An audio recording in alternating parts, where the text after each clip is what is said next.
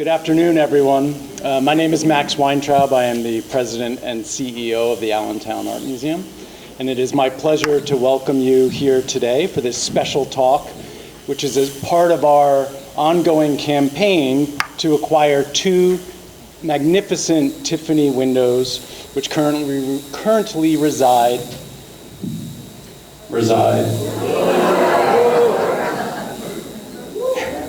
in the United Presbyterian Church in Pottsville, Pennsylvania. I'd like to extend a special welcome to members of the United Presbyterian Church leadership and congregation who are with us here today. If you could just raise your hand, that would be wonderful. Thank you so much for your support. It's incredible to have you here. And I would like to express my gratitude to those in the audience who are joining us today who have already supported this campaign. The windows that we will be acquiring are transcendent examples of early 20th century American decorative art, and they have graced the Pottsville sanctuary and inspired generations of worshipers there for more than 100 years. With your support of this campaign, these Tiffany windows will soon inspire future generations at the Allentown Art Museum in perpetuity. This is a milestone acquisition for the museum. The windows would join other major works in our collection that were originally housed in non-art contexts, including the library from Frank Lloyd Wright's Francis W. Little House, and the monumental mural Lehighton, painted in 1945 by world-renowned artist Franz Klein for the American Legion Post 314 in Lehighton. Like these objects, these Tiffany windows will be preserved, protected, and enjoyed by all forever. Now, without further ado, I'd like to turn things over to the museum's Vice President of Curatorial Affairs, Elaine Mehalakis, who will talk more about the windows and our plan for them and introduce today's esteemed speaker. Elaine?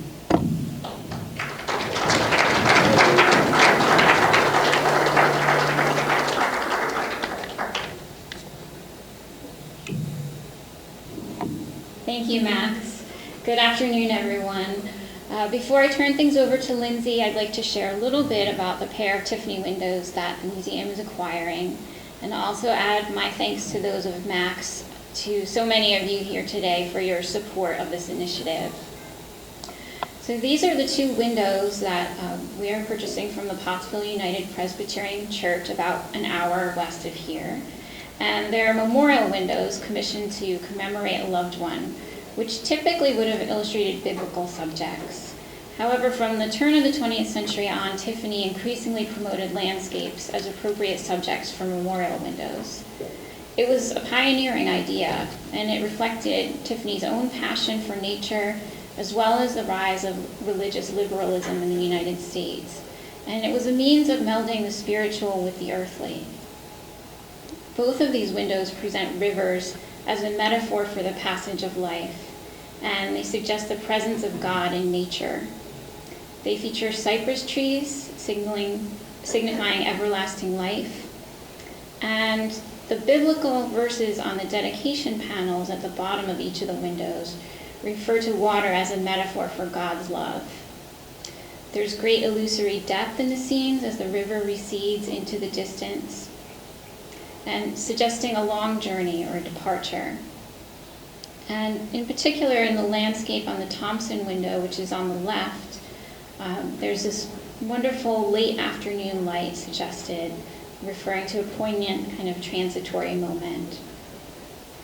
These windows were likely designed by Agnes Northrop, who was known for the delicacy and naturalism of her floral and landscape compositions.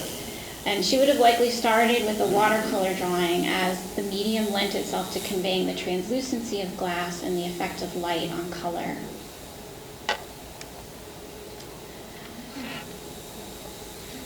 Here I'm showing you a detail of the Dare window, and I'm sure that Lindsay will speak more about Tiffany Studio's incredible innovations in glass. But I wanted to share this one gorgeous detail. Here we have multicolored streaky glass and spotted glass created by kneading together several colors of molten glass, suggesting mossy stones and textured foliage glass, giving an effect of dappled sunlight on leaves. Without Tiffany Studio's advancements in the production of glass, the plating of glass, at least 4 layers were used here, and the use of copper foil channels for more organic lead lines, the beauty, luminosity, and emotional resonance of these windows would not be possible.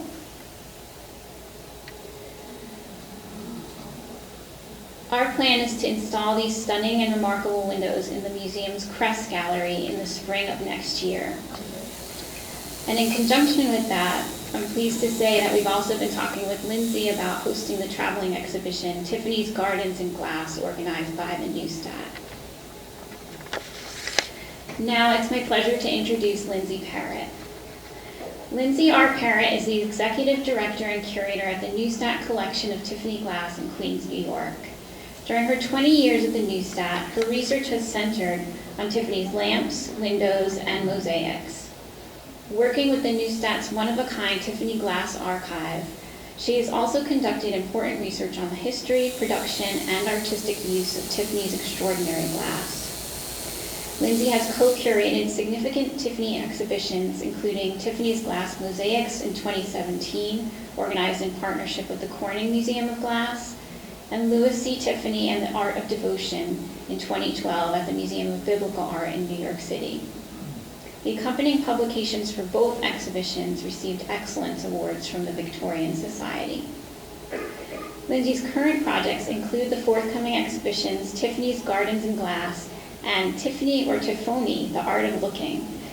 She is a member of the stained glass team surveying some 1,200 windows at the Woodlawn Cemetery in the Bronx, New York, the largest survey of stained glass ever undertaken in America. Lindsay previously worked at the Morse Museum of American Art in Winter Park, Florida, an institution renowned for their comprehensive Tiffany collection. She's lectured and published widely on Louis C. Tiffany. Please join me in welcoming Lindsy Parrott.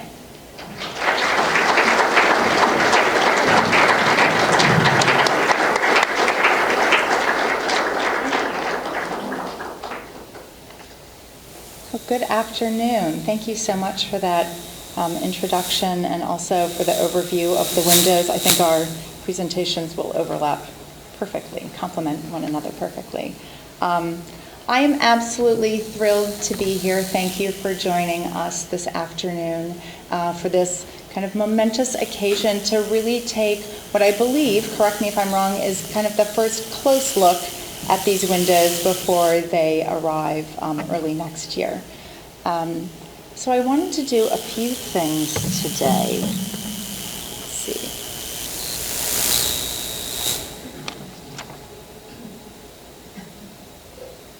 And actually, let me just say thank you so much to Max for inviting me. Thank you to Lori. Thank you to Elaine. This is a wonderful staff. We've been having a lot of conversations over a number of months. So it's lovely to finally be here after all of these emails and back and forth. What I want to do today is to have you walk away from this afternoon with an understanding of the sort of American ingenuity that it took to create Tiffany's windows and Tiffany's glass. And to do that, we are going to take a very brief look at who Louis Comfort Tiffany was. I want to give you the briefest of introductions to the man. We will take a closer look at Tiffany's inspiration and artistic goals with his glass. We're going to consider his journey to develop suitable materials for creating these paintings made of glass, as he described his windows.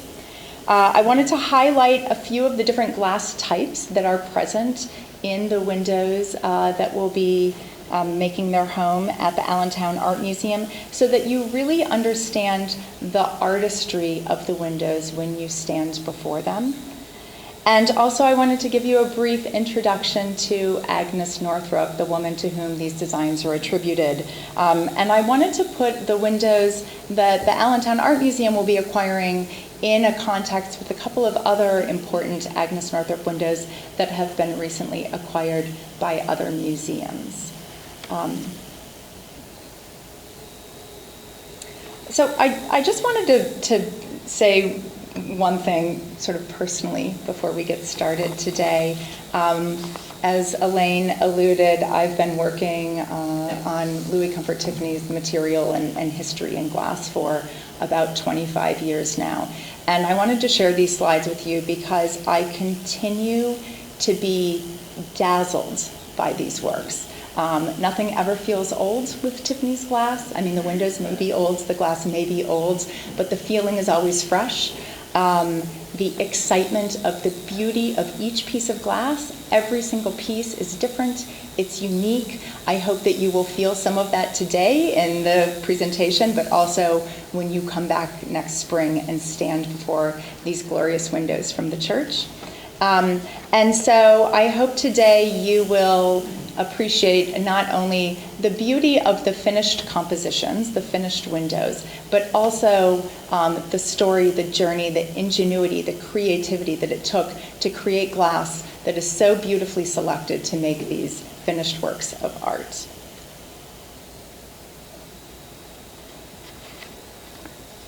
And so the windows of the hour. Let me briefly introduce you to Louis C. Tiffany. I love this quote from very early in Tiffany's glass career. He begins working in glass for windows in about 1878, 1879, and so this is a quote from very early in his tenure. He says, "All my life, I have had a fancy for collecting bits of glass. As a boy, I was fond of the bright colored jewels in my father's shop, Tiffany and Company, and the passion for color grew with age." So his love of color was something that was deeply personal to him. And although he would go on to oversee a vast atelier, a huge artistic empire employing several hundred people working to create art under his direction, he had a very direct connection and love of glass, particularly colored glass, as we'll discuss. And so just to make sure that there is no confusion about who Louis Comfort Tiffany is, I just want to say at the outset, he is the son of the co-founder of the jewelry store, Tiffany and Company. So these are two men. This is a kind of a dynastic family in America driving some of the most important design that's being created in the early United States. So he developed a business sense from his father, who you see here on the left in the top hat. A very handsome, stately man. And on the right, we see a picture of the glass and ceramics department at the Tiffany and Company showroom. This showroom represents some of the finest ceramics and glass that were being made from around the world. Tiffany and Company would dispatch people to go out, visit studios, buy wonderful things, bring them back to the museum. It is this attention to detail, this marvelous craftsmanship that would have sort of permeated every cell of Tiffany's being as a very young man, and it set him up for demanding very high standards of craftsmanship in his own work, in his own craftsmen, with his own craftsmen and artisans that he was employing. And so, as you may know, Louis Comfort Tiffany began his artistic life as a painter. He was a painter throughout his years. He never gave it up. And you can see that he was really interested in color. He's very much described, self-described, and described in the press as a colorist. He had a wonderful sense of color, and I think we can see an anticipation of his love of atmospheric effects, sort of blending of colors in these three paintings on the screen. They're rather impressionistic, and I think the skies in particular anticipate the beautiful skies that we see in many of his windows, including the two under consideration today. And so although Tiffany began his artistic career as a painter, in pretty short order he moved into interior decoration. And I'm showing you one of his very earliest windows here. This is his first interior decoration project. It was for a very wealthy man who was a pharmaceuticals magnate in New York City. You can see that Tiffany had a sort of vast and wild idea about what went together. He was unafraid to take risks in color combinations, texture combinations. That bears out in his stained glass. But I want to direct your attention to the window on the screen and note how restrained the colors are. Sort of an orange, what we would call today in the 70s almost an avocado, this aubergine purple, The glass selection, the color palette that was available to Tiffany about 1880 was deeply limited. And so while he managed to find interesting glass for this window and some of the early windows, it in no way matched his color standards. And so this window is a good example of what he started with, and then we will talk throughout where he went and how he innovated. But keep this color palette in mind. Restrained is the word I would use. This color palette is less restrained. The design is, I think you will agree, pretty arresting and out there. It's abstract. This is a window that's at the Metropolitan Museum's collection. Created in 1880, it is just absolutely out there. And again, I want to drive home this point that Tiffany was not afraid to take risks. He had an artistic vision, and he was pursuing all manner of glass and materials to give voice to that artistic vision. So let's talk a little bit about Tiffany's glass journey. He was, of course, a very wealthy young man coming from a wealthy family, and he had a lot of privilege where he was able to take a grand tour as a young man, study in Paris with some famous painters. He traveled around France visiting cathedrals that were bursting with wonderful examples of medieval glass, like this cathedral that we see in this painting on the screen. While we don't know exactly which cathedrals he visited, which windows, medieval windows, he may have sort of rhapsodized over, we do know that windows at the cathedral like Chartres may have been windows that he would have visited. Certainly they are of the type of windows, medieval windows, that Tiffany was admiring. Medieval windows were very different than the kinds of windows that were being made in Tiffany's lifetime. When you enter these great cathedrals, you are basically bathed in this colored light. The thing that's important about medieval glass is that the color is actually imbued in the glass matrix. It's not painted on the surface. You can't scratch it off. It is sort of baked permanently into the sheets of glass. This was unusual in the 19th century. Tiffany loved these deep, rich colors. He loved the fact that this glass was mouth-blown and handmade. It had, because of the handmade process, these little air bubbles, these little crinkles and ripples, these kind of imperfections. But as the light streamed through these windows, those imperfections captured the light. It animated the light in this wonderful way and gave the color this kind of wonderful life and vibrancy that just wasn't so with stained glass windows in the United States. And Tiffany, in those moments, set out to try to revive this medieval kind of handmade idea of brilliantly colored glass. Because he began as a painter and quickly his interest turned to glass, his goal was always to create these paintings in glass. So I wanted to show you two instances where Tiffany created a painting, but then it was translated into his beautiful glass. The painting on the left was made in 1888. A handful of years later, this design was translated into glass. This is now in the collection of the Morse Museum in Winter Park, Florida. But I think you can see there's this wonderful sense of color that, although Tiffany was quite a good artist, was just not able to capture in watercolor and pastel and oil.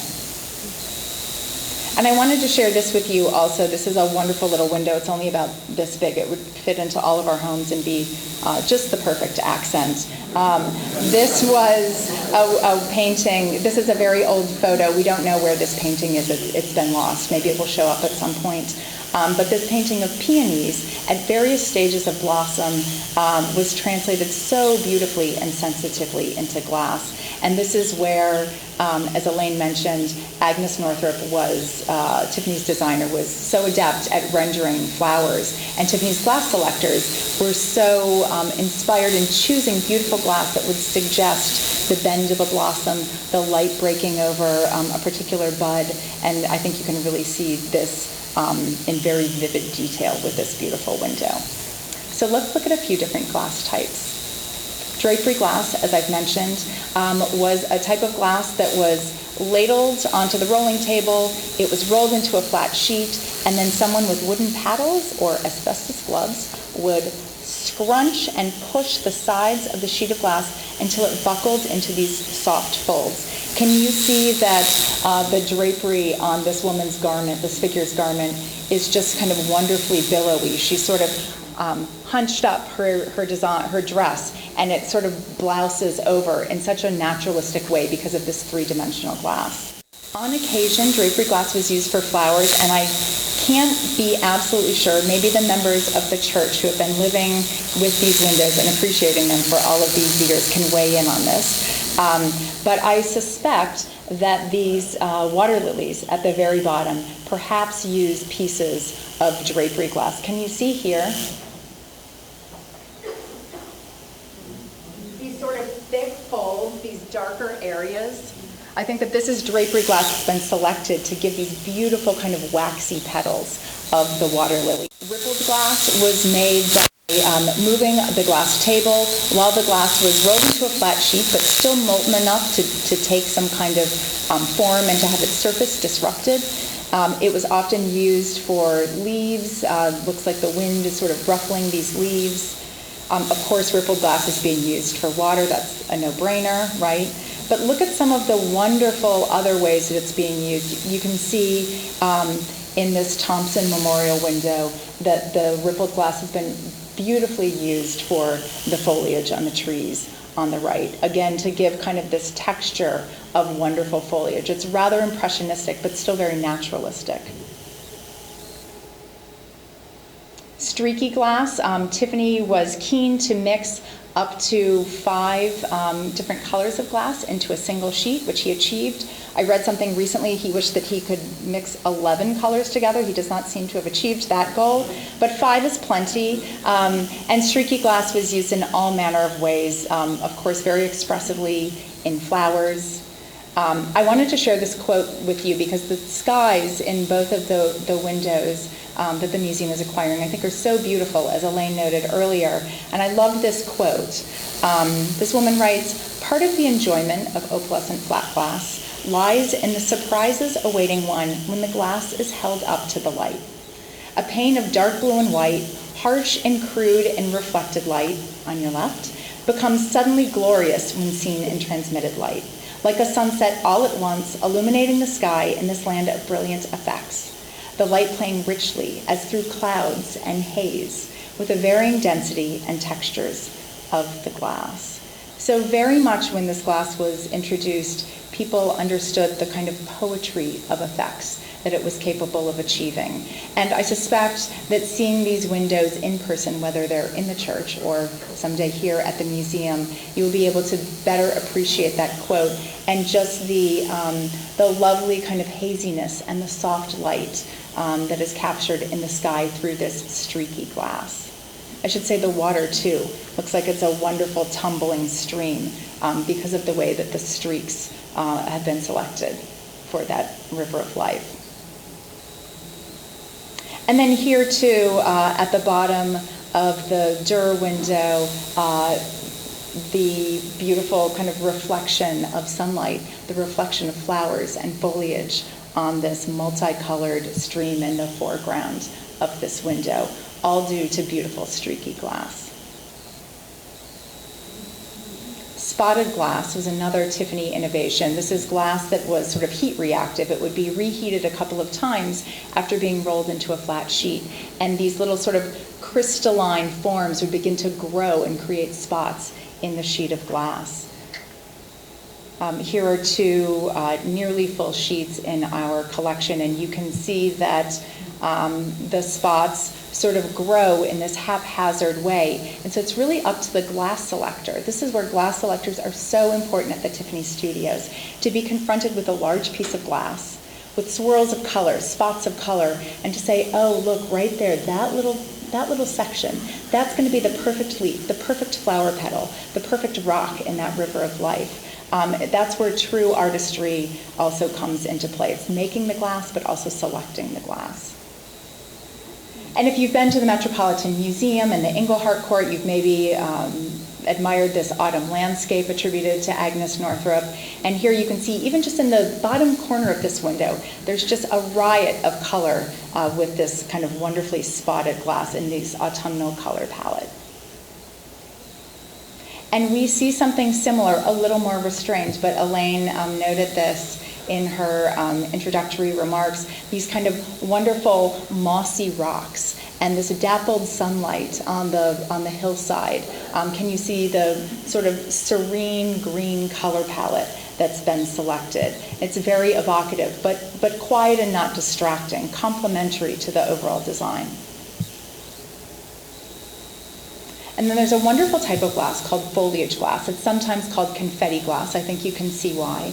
And this glass is made in a wonderful way. You would take a little blob of molten glass on the end of a blowpipe, and you would blow through the blowpipe like a straw, and the bubble would inflate. And the walls would get so thin because you would keep blowing that it would shatter. It would cool down and shatter into all of these little bits. You would sprinkle them onto the rolling table, take one of those great ladles of molten glass, plop it on top of all of those bits and roll it flat so that these little fractures of glass are embedded into the surface. And it's a wonderful effect because it gives the effect of, as the name suggests, foliage, but without cutting each individual leaf. So again, a kind of an impressionistic effect. And the detail I'm showing you here is we're sort of looking through a bower or a thicket at a heart sipping from a river. And you can see that there's a little bit of privacy suggested because of the type of glass that's used. It's this intimate, quiet moment as though we're observing this kind of skittish animal. And here's the full window. I also want to point out that a lot of foliage glass has been used in the background to suggest the canopy of tree and even foliage in the distance. Again, it's not something that you really focus on, but I want to point all of these types of glass out to you because I think that they will enhance your appreciation of these windows. And here, I haven't inspected these windows in person, so again, maybe this is where members of the congregation can fill me in. But I do see in some of these photos that there is some foliage glass being used in the canopy of the tree. You see these pine needles, but then you see sort of polka dots or speckles. That little passage sort of in the middle there is the foliage glass, again to suggest kind of the density of the foliage on this beautiful tree. Without hitting you over the head so literally with these leaves, you know?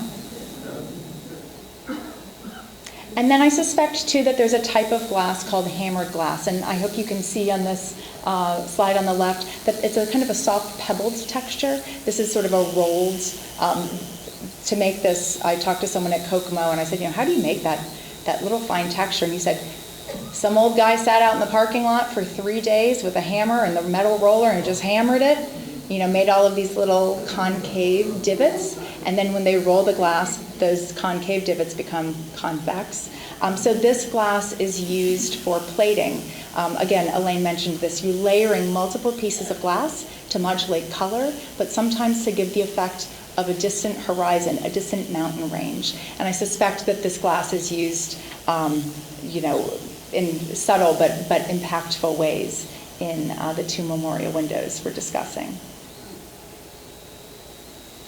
And in fact, Louis Comfort Tiffany was a great photographer and studying a number of effects in nature. And here's a photograph that he took of a distant mountain range. And so you can see that the mountain range closest to us is the darker color. And as it recedes, it has this kind of hazy atmospheric effect. This is an effect that Tiffany was searching for and achieving in his windows. And I think the window on the right from a church in Southampton, New York, illustrates that premise beautifully in glass. So let's meet Agnes Northrop. You've seen this photograph of her, but I wanted to share this United States Census page where she is listed as an artist doing general designs I think we can agree that her designs are anything but general. And she was really an extraordinary woman. As you probably know, Tiffany did employ a number of women at the Tiffany studios, but Agnes Northrop was at the top of the heap. She was the most celebrated and respected woman on Tiffany's staff, and she was responsible for Tiffany's landscape and garden designs. She worked for Tiffany her entire career, beginning in the 1880s through his death. He died in 1933, and she continued to work for the firm. She designed her last window just a couple of years before she passed away in her 90s. So she really was married to her craft and married to her art. And here she is with some of these so-called Tiffany girls. The woman who looks rather stern on the left is Clara Driscoll, who you may have heard of. She was the head of the women's glass cutting department. These are the Tiffany girls in the middle, and then we see Agnes Northrop on the right. Agnes Northrop also loved photography, like Tiffany, and this is a photograph that she took of a park out in Queens called Casino Park. She lived in Queens her whole life. And as I was looking at this photograph one day, I realized, oh my goodness, this is the photograph that supplied the design for this kind of winding, quiet stream in the window that we were just looking at. This is one of Tiffany's very first landscape windows, dating from the mid-1890s, that we attribute to Agnes Northrop. So interesting that she's looking very literally at these different scenes that she's familiar with and incorporating them into her window designs. She was very proud of the work she did, and I just wanted to mention that she copyrighted some of her designs. It's both Tiffany's name and her name on designs, and this is one such window that survived. So she was really thinking about her intellectual property. She was quite a remarkable woman in a variety of ways. And this was really a moment when Americans, particularly American stained glass artists, knew that they had arrived on the international scene. For years, our young country had looked across the pond to see what people were doing in Europe, what people were doing in England. We were copying their designs. But it's really in the 1890s, in this moment about 1900, where American designers come into their own and are creating this new, bold artistry that they are recognized for and celebrated for on an international stage. And in fact, Agnes Northrop, I know that we've probably all heard that Tiffany didn't let anybody take any credit for anything. That is not true. And here Agnes Northrop's name is for the award that she won. And I wanted to acquaint you ever so briefly with some of the types of foliage and flowers that Agnes is incorporating into her window designs. This is a lovely memorial window at the Everson Museum of Art. I thought you would be interested to know that a church that originally owned this window had gifted it to the museum. So there's good precedent for this beautiful collaboration and partnership that you have with the Allentown Art Museum. But in this window, it features some of the same flowers that we're enjoying in these beautiful memorial windows coming to the museum. Banks of irises, some wonderful water lilies, and these are photographs I'm showing you on the bottom, these black and white photographs that Agnes Northrop, we believe, took herself of flowers in her garden and flowers that she encountered in her daily life. And so here some of them play out in these windows. I wanted to point out this wonderful, I thought that it was rhododendron, but now I'm reconsidering and thinking that it's mountain laurel in this window. And mountain laurel is a flower that shows up in a number of other stained glass windows. A wonderful landscape window in Brooklyn. And on the far right, this is a window that was designed for Andrew Carnegie and is in Scotland. And then here, I just wanted to show this wonderful signature and some of these irises that are featured on this beautiful bank. Here we see another window at the Metropolitan Museum featuring these banks of vibrant purple irises. So it's really part of Agnes Northrop's design repertoire. And then to conclude, I just wanted to highlight two Agnes Northrop attributed windows that have recently entered other museum collections. I'm showing you on the left a window originally installed in a church in Providence, Rhode Island. It's a a massive window that has now been acquired and conserved and installed to great beauty and acclaim at the Art Institute of Chicago. Here you can see the brilliant colors shining through on the right. Again, this kind of river of life theme. And then a window that I wonder if you've perhaps recently read about in the press. This is a ravishing window that's just been acquired by the Metropolitan Museum of Art. It will be installed and unveiled in November.